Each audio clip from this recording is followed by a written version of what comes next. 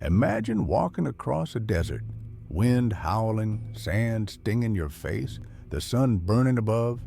You stumble upon the remains of a forgotten city, crumbling bricks, ancient writing etched into stone, a statue of a man with eyes like the stars and a crown that once ruled the world. You've just entered the world of Akkad, the heart of the first empire known to humanity. Before Rome, before Babylon, before even Egypt's greatest dynasties, there was Akkad. But what kind of empire was this? Who was the man who built it from nothing? And what led to its mysterious fall into dust and myth? Where are you watching from?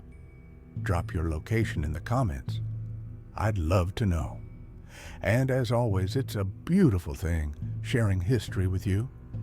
If you're fascinated by ancient worlds, don't forget to hit like and subscribe. Let's dive in.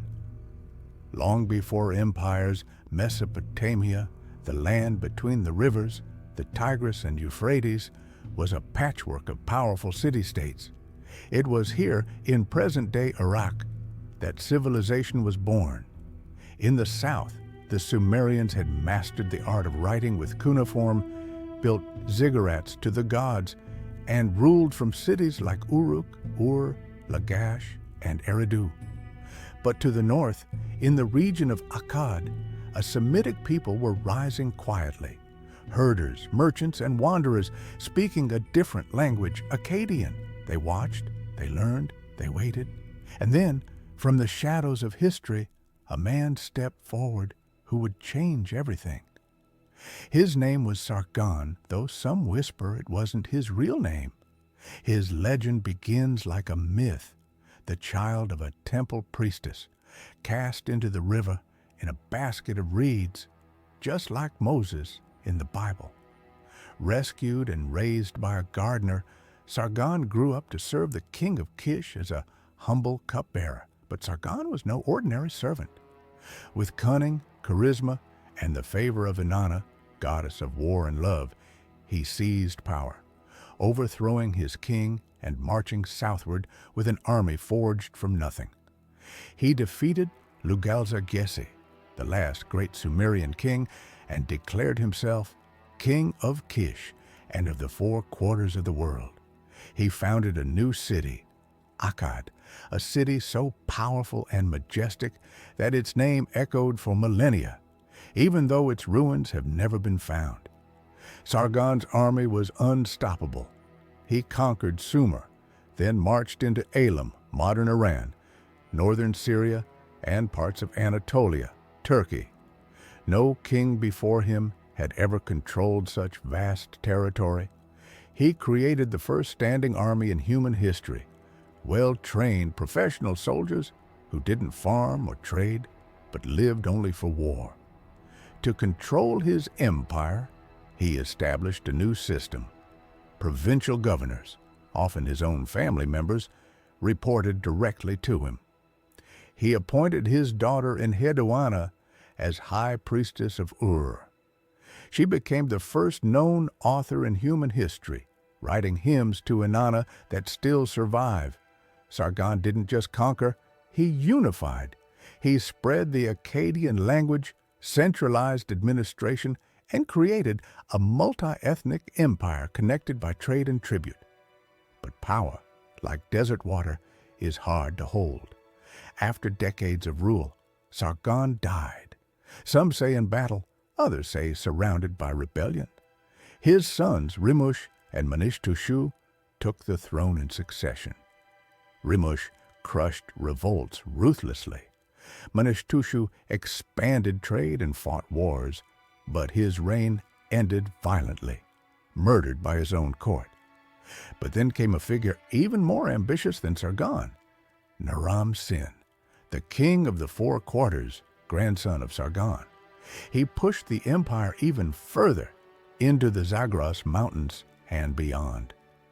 His greatest moment came when he crushed a massive coalition of rebelling kings in a brutal war. He celebrated by declaring himself a god, the first Mesopotamian king to do so. He wore a horned helmet, a symbol of divinity, and built temples to himself. One of his steles shows him climbing a mountain, stepping over corpses, with the stars of the gods watching silently. But the gods, it seemed, were not pleased. It began with a whisper, a drought, crops failed, the rivers ran low, trade routes dried up, famine struck. And from the eastern mountains came a mysterious, barbaric people known as the Gutians.